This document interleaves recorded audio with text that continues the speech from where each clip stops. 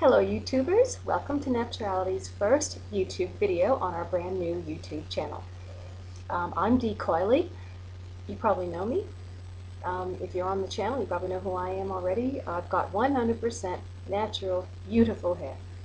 Now for our first video, I've decided to do a product review for a product called Curlformers. Now as you can see, I've got these orange and pink curly things stuck to my hair, and you're probably wondering what in the world I've done. Well, this is a product that's from the UK, and wanted me to give it a try, so that's what I'm going to do. Now the theory behind the curl former is that you have these tubes open on both ends and a tool that looks like this.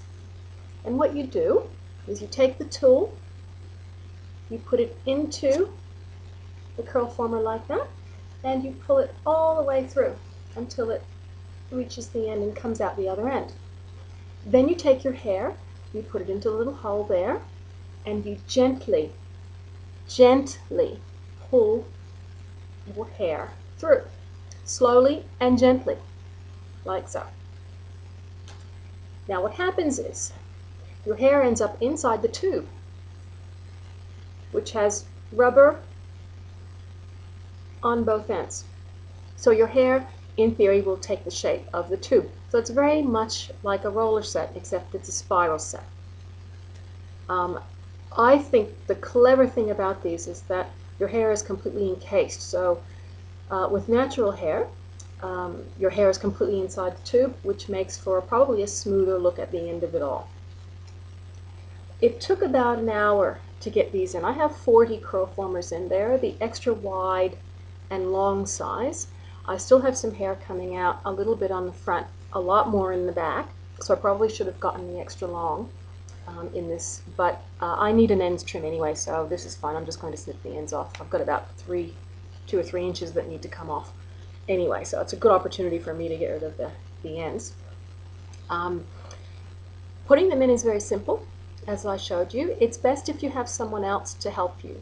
I had someone else put these in because not only am I really bad with tools, it's very difficult at the back to get the right parting and to pull it through because it can be quite uncomfortable, and if you mess up, it's kind of a mess. So I wanted at least to give the product its best possible chance of looking good by having someone do it for me.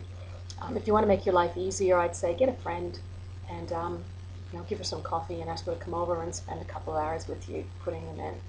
With wet hair, it wasn't the easiest thing to do because, as you know, with natural hair, it draws up quite quickly. Well, mine does anyway, probably to half its length, more than half its length, within a very short time. So have a water bottle handy to keep your hair damp during the process, and make sure you detangle very, very well before you start.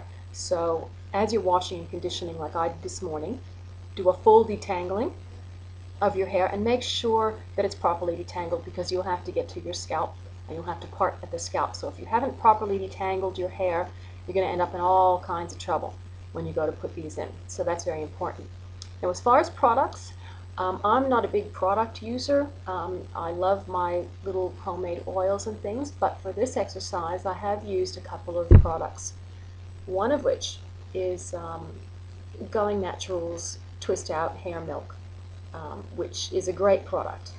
And the other one is their Herbal Styling Gel here, which has no alcohol in it. And as you know, I'm very adamant that we don't put alcohol in our hair because it has a very, very drying effect. So a flax gel or a aloe gel, something natural, will be really good for your hair. Give it a sheen and not dry out in the process. Those are the only products I used other than water, and my hair was pretty much dripping wet when I put these on. So we're going to see what it does with a wet set.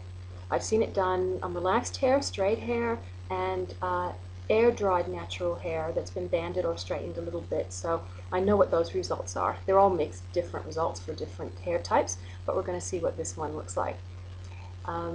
Yeah, so those are basically my suggestions for you. We're going to see if I can stand sleeping on these. I am probably, from 1 to 10 on the tender-headed level, I'm probably 8, 7 or 8. So I can feel these. as the day goes on, my hair dries, it draws up, it pulls. So during the day, they've gotten tighter and tighter and tighter on my head. The good thing about them is that they do move, so they're not stiff and stuck like they get with perm rods and big rollers. So there is some movement in here. You can get to your scalp pretty easily in places with your fingers, and that's a really good thing. You can also probably use a little bit of a spritz on your hair if it gets uncomfortable, just to give it a little bit of help like that. I haven't used any heat to set. There's been no heat usage at all with this. I want to see exactly how it works with no heat, as natural as possible.